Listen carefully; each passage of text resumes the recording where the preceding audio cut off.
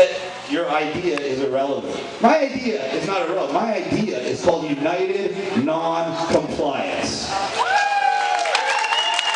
And what does that mean?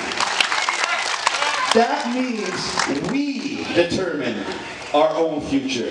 If we decide to take off the mask, if we decide to open our business, if we decide to just say no to the vaccine, that is our right. That is how society should be run.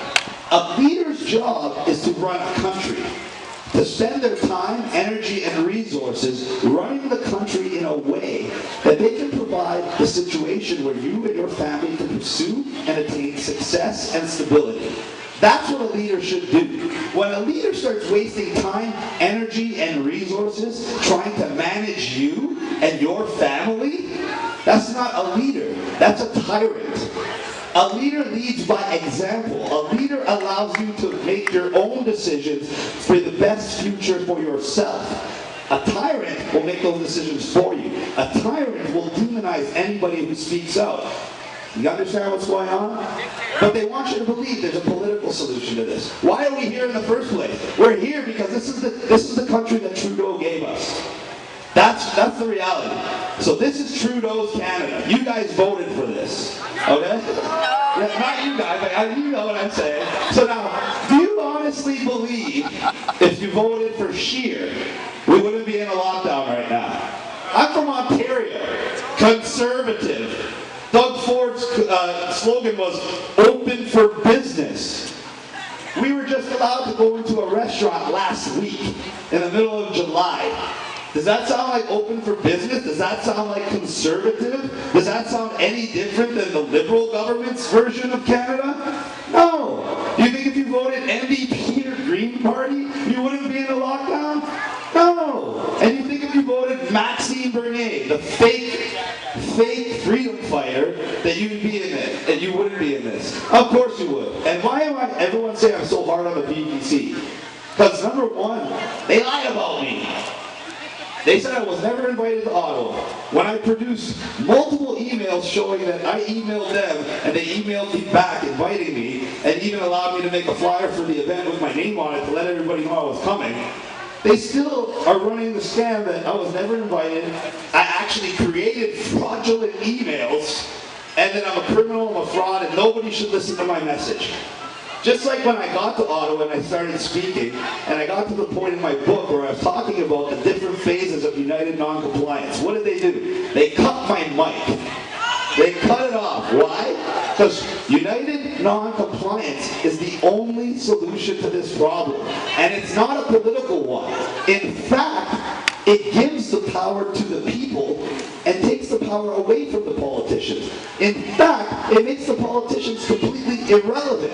Because it doesn't matter who you vote for, regardless of who's in power. If they say put a mask on your face and you all say no, does it matter who's telling you to put the mask on your face? Absolutely not. And that's what they don't want you to realize. They don't want you to realize the power you have. So they create a fake political solution called the PPC party.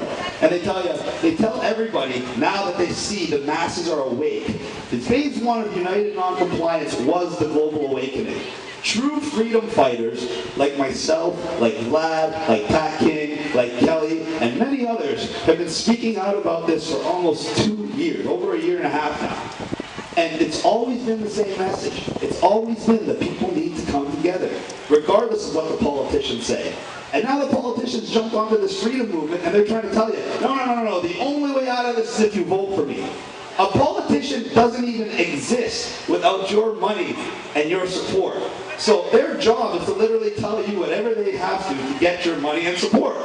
And they're doing it at a time when they see that we woke up millions and millions and millions of people. And the next phase of United Non-Compliance is taking action. And we're seeing that around here. We organized almost 2,000 businesses from April to May in British Columbia. And that's how you guys were able to open on May 25th. So give yourselves a round of applause for that.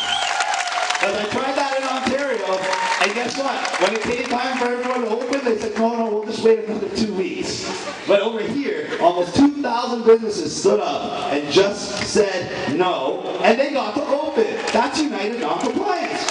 And that's an example of how it works. Look at the United States. My wife was there, my beautiful wife right there. She was there all the way back in February in Miami. Nobody is taking the vaccine over there. There's little 3-year-old girls walking around. There's 100-year-old great-grandmothers walking around, mask-free, fear-free, living their lives as normal. Meanwhile, you look at the vast majority of Canadian men, and we got 95% of them masked up and terrified. Cowards! Cowards. Complete, absolute cowards. And that's why we're in this mess. Because of us. Americans didn't wait for a political savior. They didn't wait for Donald Trump Part 2 to come in and take over the country when Joe Biden said, you're all going to get vaccinated or you're going to be wearing the mask forever. No, Americans stood up for themselves because that's what Americans do. They stood up for themselves, they took off their masks, they opened their business, they eliminated restrictions, and now the vast majority of states are not only mask-free, they're making laws to prevent future mask mandates and making laws to prevent vaccine passports. Well, we're doing the exact opposite. We're telling people masks are still recommended, and Canadians are so Stockholm Syndrome compliant. I went to the Vancouver Mall, and there was about 100 people waiting in line to go to a store for some kind of stupid promo, and every single one of them had a face diaper on. Oh, and I tried to ask them, why are you wearing it when you don't have to? Oh, but it's recommended. This is how weak Canadians are. If I recommend that you walk into moving traffic, are you going to do it just because I'm a government official? Like, is that all it takes?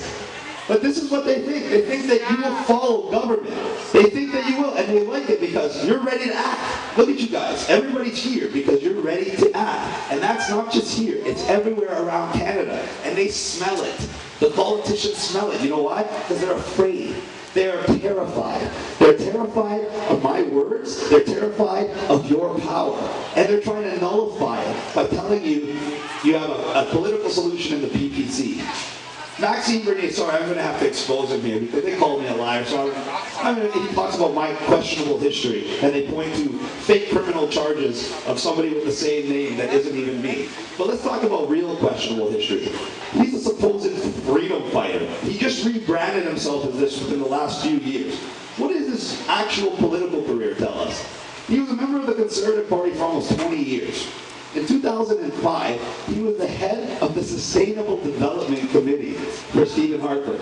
Sustainable Development Committee is Agenda 21, it's Agenda 2030, it's all the stuff they're putting into play now using COVID. And it's 100% globalism. And in fact, Stephen Harper defunded the program in 2006. But that didn't stop Maxime Bernier. He partnered with George Soros and the Tides Foundation